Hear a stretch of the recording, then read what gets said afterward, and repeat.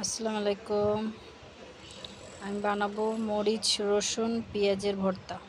আমি কিছু মরিচ ভেজে নিয়েছি, এখন রসুন পেঁয়াজ ভেজে নেব।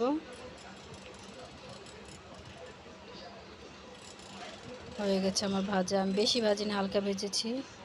মরিচের উপরে একটু লবণ দিয়ে দিব, মরিচটাকে ভালো করে ডলে নিব।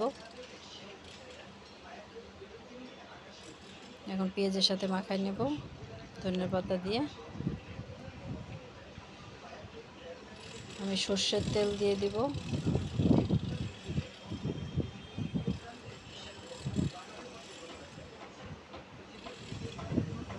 মাঝে মাঝে এরকম ভর্তা করে পেট ভরে ভাত খাওয়া যায়।